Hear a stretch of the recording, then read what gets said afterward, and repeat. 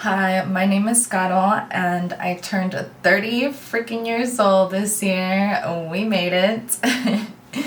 And I thought it was finally time to start sharing my art with you guys. I have been making art inconsistently since I was like 3 years old, and I say inconsistently because growing up I was always enrolled to magnet schools and that just sucked up all of my time. I was always doing homework, assignments, and honestly, any free time that I would have, I would just spend it vegetabling or hanging out with my friends like we do growing up. And once I finished high school, I didn't get into college right away, but once I did, that took me like 6.5 years to finish on and off. I basically don't think I had the experience or the maturity to know what I wanted to do for the rest of my life. So yeah, I switched majors like a million times and I struggled to graduate. But as of 2.5 years ago, I did graduate, and I've been taking this time to regulate my nervous system and how to rewire old negative thinking patterns into more loving and patient ones. And I think I have finally cultivated enough self-love to be here and share myself with you guys. So in this video, I'll be showing you guys the art that I've made throughout my 20s and up to my most recent art. And I hope you enjoy.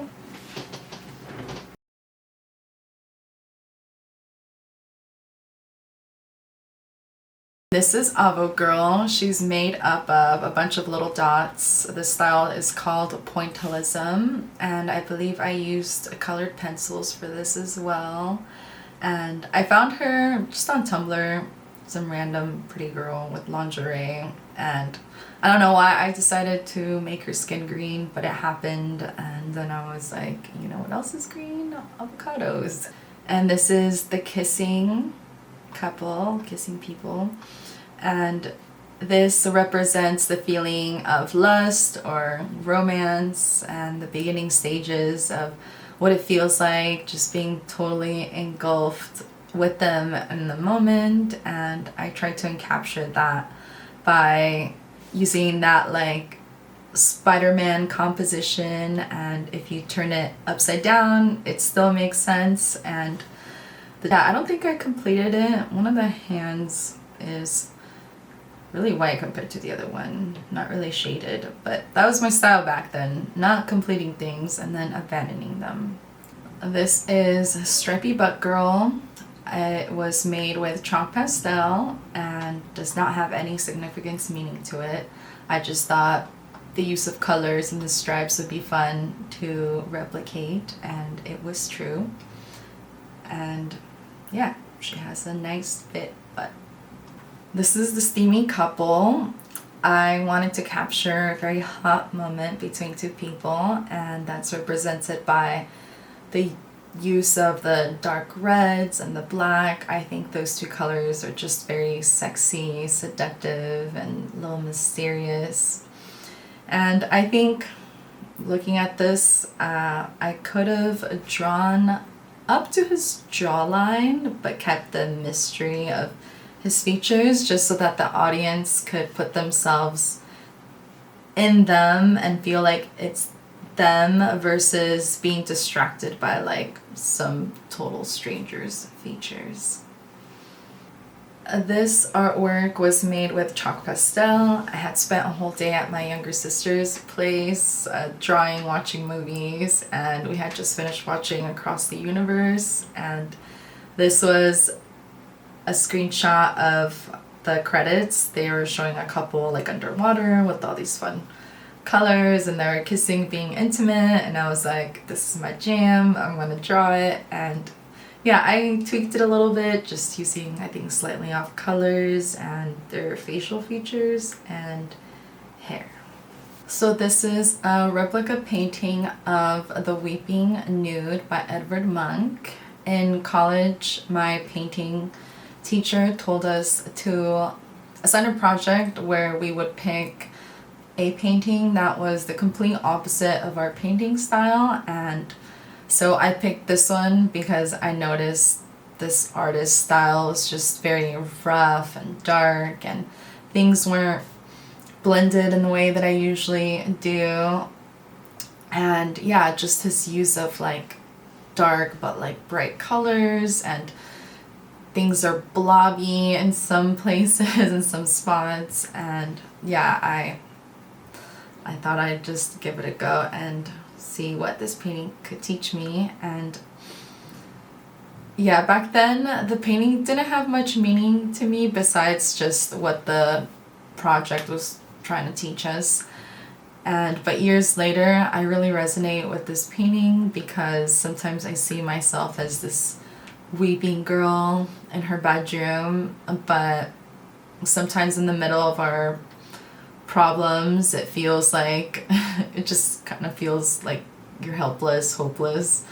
And the colors, the very pretty colors around her, to me represents the tools and the community and hope that still surrounds her despite this little period of lowness. Last Christmas, I bought myself an iPad to practice digital art, and my first drawing was this one. I don't know if you guys are familiar with the Dog of Wisdom on YouTube, but there's a little cartoon where a wiener dog likes to go around and express his wisdom. And yeah, it was just a fun, cute little drawing that I made.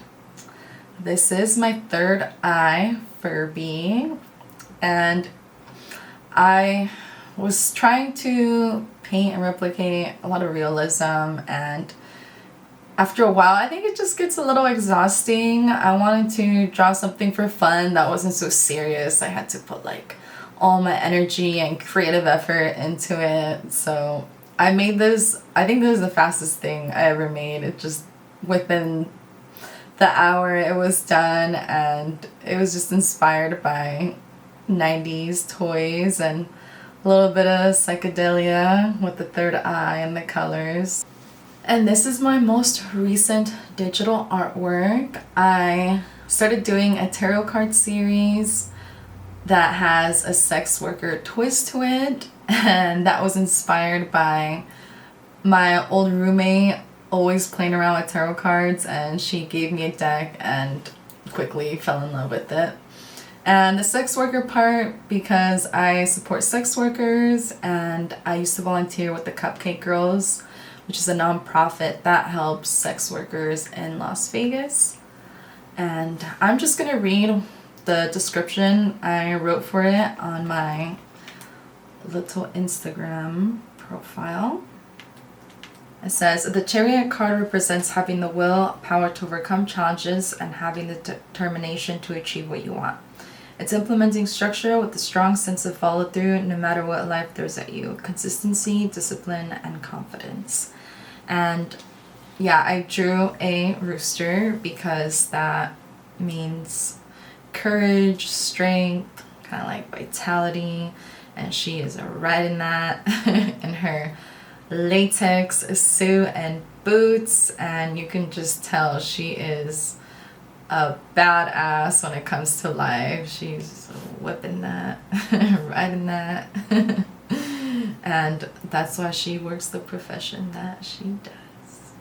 Okay, and this is the 10 of Wands. And what I have written for it says, it's finally the end of a tumultuous journey with many ups and downs. You bit off more than you can chew with that goal. However, you made it at the end or are very close to it. And all your efforts have amounted to something great and something you can be proud of. So here she is, and she's holding way too many little totems that say burlesque.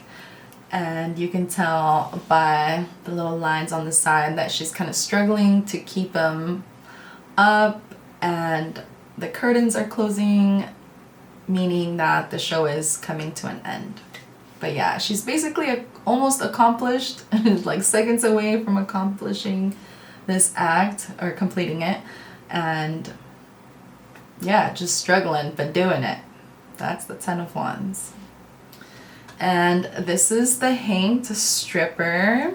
What I have written for us is gaining a new perspective by letting go, surrendering to what is, especially after many failed attempts to control certain situations. In case we feel stuck, we can just say, "Ev it," and let things unfold naturally. By doing this, you open your mind to a plethora of possibilities that spontaneously occur as we go throughout our days. We just have to accept it and trust in the process.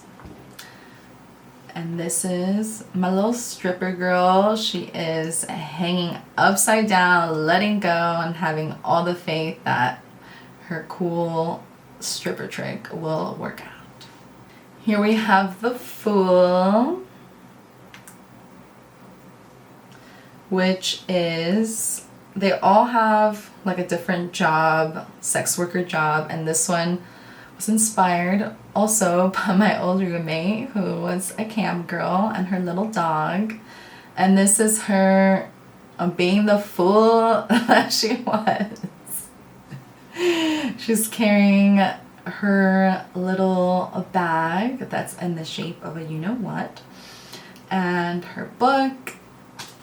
And for this card is basically represented by new beginnings, a fresh start, and you courageously but blindly going into them, which could be a good thing and a bad thing. Like, it's a good thing to try new things, but yeah, sometimes going too much on a whim can backfire because you don't have structure and a plan behind it. But it could also turn out for the best, and you can learn something from it and gain something. And this is her cute little long-haired weenie and her almost falling off the cliff, but being super happy and carefree about her new journey. So that's the art I made throughout my 20s and my 30s now. I also wanted to say I really appreciate you guys making it to the end. I'm also going to list down some artists and YouTubers that have really inspired my art and encouraged me to start this channel. I think they deserve all the attention. And yeah, I hope I get to see you guys in the next one and have a conversation about anything that I mentioned or talked about in this video. Thanks again. If you guys enjoyed my sex worker tarot card art, I do have an Etsy shop where I sell a bundle of stickers of my tarot card art series.